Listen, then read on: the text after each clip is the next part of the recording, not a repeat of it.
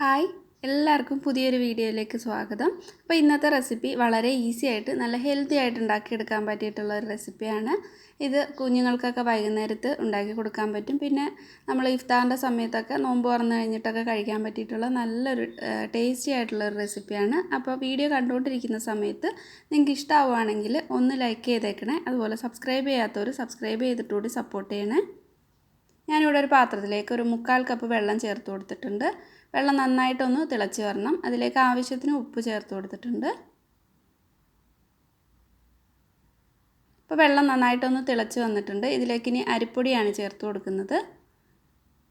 1/4 cup വെള്ളത്തിലേക്ക് ഒരു 6-7 table spoon അരിപ്പൊടി ചേർത്ത് കൊടുത്തിട്ട് ഇതുപോലെ നന്നായിട്ടങ്ങ് കട്ടകളില്ലാതെ മിക്സാക്കി എടുക്കുക. നമ്മൾ പത്തിരിക്കൊക്കെ ചെയ്യുന്ന പോലെ തന്നെയാണ്. എന്നിട്ട് നന്നായിട്ടങ്ങ് മിക്സാക്കിയിട്ട് ഇത് തണുക്കാനായിട്ട് മാറ്റി വയ്ക്കാം. കുറച്ചൊന്ന് തണുത്ത് കഴിയുമ്പോൾ ഒരു ചെറിയ ചൂടോടെ തന്നെ ഇതൊന്ന് കുഴച്ചെടുക്കുന്നുണ്ട്.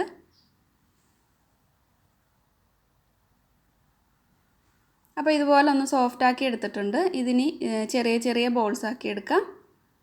ഞാനിപ്പോൾ നീളത്തിൽ ഇതുപോലെ ഒന്ന് ഉരുട്ടിയെടുക്കുന്നുണ്ട്. കുഞ്ഞു കുഞ്ഞു ബോൾസ് ആക്കി എടുത്താൽ മതി.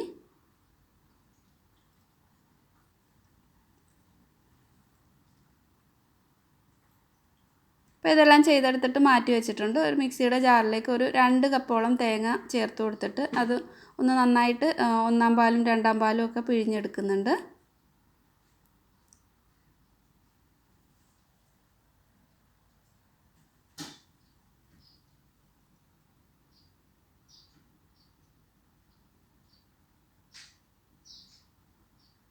അത് മാറ്റി വെച്ചിട്ടുണ്ട്. ഇനി ഇതിലേക്കായിട്ട് ഏത്തപ്പഴമാണ് എടുത്തിട്ടുള്ളത്. ഒരു പഴം എടുത്തിട്ട് നന്നായിട്ടൊന്ന് കട്ട് ചെയ്തെടുത്തിട്ടുണ്ട്.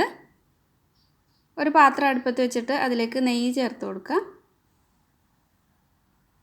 1-2 ടേബിൾ സ്പൂൺ നെയ്യ് നിങ്ങളുടെ ഇഷ്ടം അനുസരിച്ചിട്ട് നെയ്യ് ചേർത്ത് കൊടുക്കാം. നെയ്യ് നന്നായിട്ടൊന്ന് ചൂടായി കഴിയുമ്പോൾ ഇതിലേക്ക് കുറച്ച് കാഷ്യൂനട്ടും റൈസിൻസും ഒന്ന് ഫ്രൈ ആക്കി എടുക്കുന്നുണ്ട്. തേങ്ങാക്കൊത്ത് വേണമെങ്കിൽ അതും ചേർത്ത് കൊടുക്കാവുന്നതാണ്. ഫ്രൈ ആക്കിയിട്ട് അത് കോരി മാറ്റിയിട്ടുണ്ട്. ഇത് ഈ ഒരു നെയ്യിലേക്ക് തന്നെ നമ്മൾ നേരത്തെ കട്ട് ചെയ്ത് വെച്ചിട്ടുള്ള പഴവും കൂടെ ചേർത്തിട്ട് നന്നായിട്ടൊന്ന് വഴറ്റിയെടുക്കാം.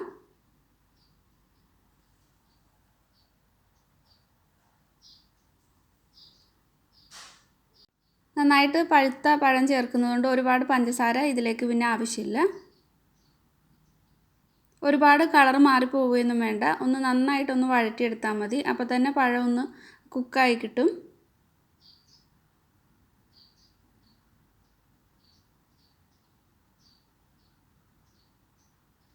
അപ്പോൾ പഴം നന്നായിട്ടൊന്ന് വഴന്നു വന്നിട്ടുണ്ട്. ഇതിലേക്ക് ഇനി തേങ്ങാപ്പാൽ ചേർത്ത് കൊടുക്കാം.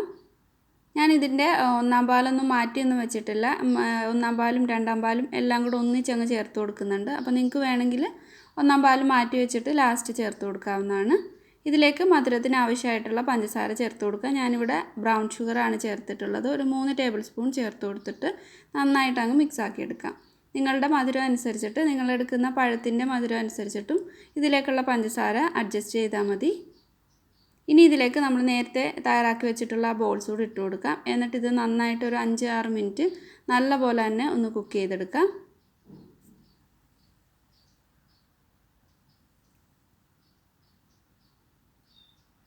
ഇടയ്ക്ക് ഇതുപോലെ ഒന്ന് ഇളക്കി കൊടുക്കണം.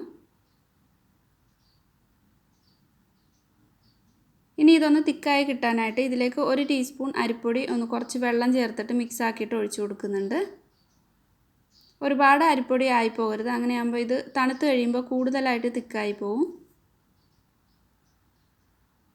നന്നായിട്ട് അങ്ങ് മിക്സ് ചെയ്തിട്ട് ഇതിലേക്ക് ചേർത്തിട്ട് നല്ല പോലെ തന്നെ ഒന്ന് ഇളക്കി കൊടുക്കണം. അരിപ്പൊടി ചേർത്തിട്ട് ഒരു 2-3 മിനിറ്റ് കൂടെ നന്നായിട്ട് അങ്ങ് തിളപ്പിച്ചെടുക്കാം. അപ്പോൾ ഇതിൽ ചേർത്തിട്ടുള്ള പഴമൊക്കെ അത്യാവശ്യം നന്നായിട്ട് തന്നെ കുക്കായി വന്നിട്ടുണ്ട്. ഒന്ന് ഉടഞ്ഞു വന്നിട്ടുണ്ട്. ഇതിലേക്ക് ഒരു 1/2 ടീസ്പൂൺ ഏലക്ക പൊടിച്ചത് കൂടി ചേർത്തിട്ട് നന്നായിട്ട് അങ്ങ് മിക്സാക്കി എടുക്കാം. ഇതിലേക്ക് ഇനി നേരത്തെ നമ്മൾ ഫ്രൈ ആക്കി വെച്ചിട്ടുള്ള കാഷ്യൂനട്ടും റൈസിൻസും കൂടെ ചേർത്തിട്ട് ഫ്ലെയിം ഓഫ് ചെയ്യാം. അപ്പോൾ ഈ സമയത്ത് നിങ്ങൾ 1-ാം പാൽ സെപ്പറേറ്റ് ആയിട്ട് ഒഴിക്കുന്നുണ്ടെങ്കിൽ ഈ സമയത്ത് ചേർത്ത് കൊടുത്തിട്ട് ഫ്ലെയിം ഓഫ് ചെയ്താൽ മതി. ഇത് തണുത്ത് കഴിയുമ്പോൾ നല്ല തിക്കായിട്ട് വരും. അപ്പോൾ ഒരു ചെറിയ ചൂടോടെയൊക്കെ കഴിക്കാൻ നല്ല ടേസ്റ്റാണ്. എന്തായാലും നിങ്ങൾ ട്രൈ ചെയ്ത് നോക്കുക.